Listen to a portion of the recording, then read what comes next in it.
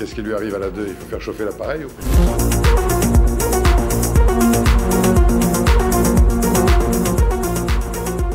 Mais ce qui est intéressant dans l'affaire de François, je trouve, c'est que, bon, déjà, ça n'a pas plu à l'establishment, comme on dit, politique, politico-médiatique, devrais-je dire, parce qu'aujourd'hui, on se rend bien compte, et il y a des explications à ça, il n'y a pas de complot, que le monde médiatique n'est qu'une sous-classe politique. Pourquoi ?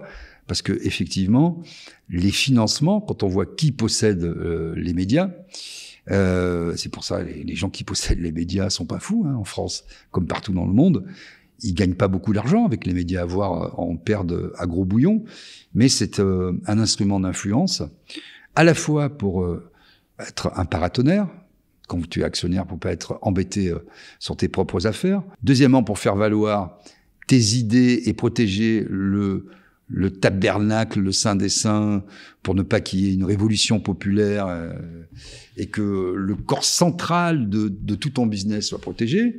Accessoirement, ou pas, faire des affaires, hein, parce que quand tu es effectivement comme Niel dans l'internet, la téléphonie, ou comme Monsieur Drahi, d'autres dans le médicament ou les travaux publics, évidemment, tu fais des affaires avec l'État ou avec les États, suivez mon regard, qui sont portés au pinacle, dont celui administré par Monsieur Zelensky, puisque j'ai entendu, maintenant c'est de notoriété publique, que l'Ukraine voulait faire de Kiev la ville pilote mondiale en termes d'écologie, de transport, d'infrastructure, de téléphonie, d'Internet. Alors évidemment, suivez l'argent, suivez les actionnaires et vous comprendrez la ligne politique de telle ou telle chaîne en fonction de leurs intérêts. Alors ce qui est intéressant, je trouve, dans l'histoire de François, c'est évidemment, lui, c'est le vilain petit canard. Hein, pourquoi il dit ça? Pourquoi il donne la parole à des gens du peuple?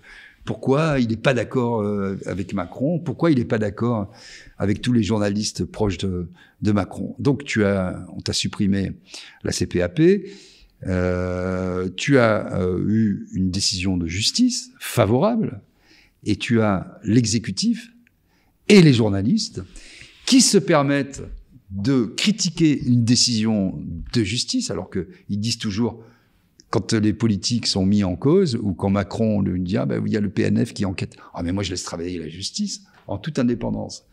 Mais tu vois, quand ça touche un média, alors on t'affuble de tout un tas d'épithètes aussi, complotistes. J'ai écouté effectivement Céline Baïdarco, pour pas la nommer, qui fait une rubrique média sur France Info, qui est à mourir de rire, hein, d'ailleurs. Cette rubrique média, elle n'invite que ses copains, c'est toujours, il y a aucun esprit critique, hein, c'est toujours pour faire la promotion d'une chaîne, d'une émission, d'une nomination. Alors, vous êtes directeur des programmes, alors comment ça se passe? Bon, voilà. Et donc là, elle, interrogée par le matinalier, ça passait en boucle, hein, c'est passé en boucle plusieurs fois dans la journée, expliquer pourquoi cette décision était scandaleuse de justice et que François était accusé, média sulfureux, accusé, on ne sait par qui, hein, de véhiculer des thèses conspirationnistes. Alors, il y a eu un exemple précis, c'était celui de Lalanne, la tribune qu'il avait écrite pour appeler au soulèvement du peuple français, etc. Ma foi, ce sont les mêmes gens qui louaient Émile Zola dans J'accuse, sauf qu'ils se sont un petit peu trompés. Ils avaient tous le rêve de devenir Zola et de dire J'accuse. Et ils se sont réveillés en petits supplétifs et ils disent Je dénonce. Entre J'accuse et Je dénonce, il y a quand même un monde. Mais dans une démocratie, je sais plus trop ce que ça veut dire, mais dans une démocratie normale, disons, avec une presse censée être libre, et des tribunes d'opinion revendiquées comme telles. Lalanne, que je connais bien par ailleurs, est un personnage public, un poète de talent, un auteur, compositeur, interprète qui a écrit parmi les plus belles chansons du répertoire français, qui est un personnage connu. Il exprime des opinions. On a le droit de ne pas être d'accord avec ses opinions, mais au nom de quoi on va censurer le journal, demander sa mort, etc. Quand, je sais pas moi, et puis il y a effectivement, comme tu dis, il y a la justice. Quand Éric Zemmour parle du grand remplacement et a des propos peu amènes vis-à-vis de la communauté musulmane, etc. Il y a des procès qui sont intentés, il les perd, il les gagne, il fait appel.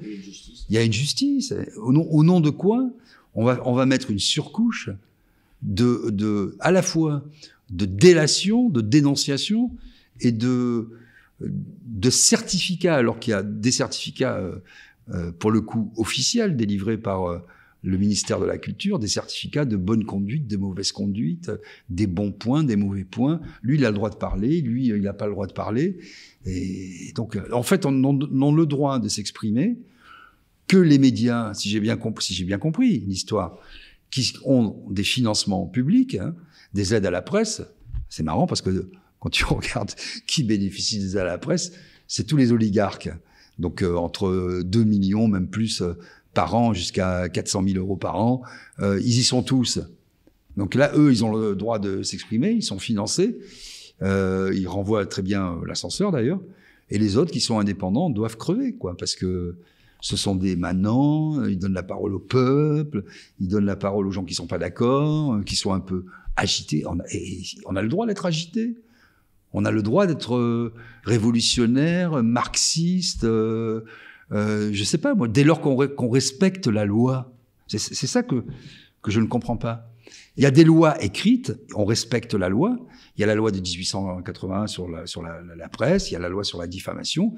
Si on estime être diffamé, on intente un procès et on se défend. Et la diffamation, c'est très précis, hein, tu le sais. C'est très compliqué il faut que ce soit des faits très précis, qui correspondent à des qualifications pénales précises. Bon. Donc là, on est dans le grand n'importe quoi permanent, et ça pose aucun problème de conscience aux journalistes. Cette affaire, elle est symbolique, en fait, de la dérive de la société macroniste, sous l'ère Macron. C'est que, avant Macron, il y a eu plusieurs précédents, des présidents de la République que je portais pas spécialement dans mon cœur, on n'était pas dans cette société de la pensée et de la parole criminelle.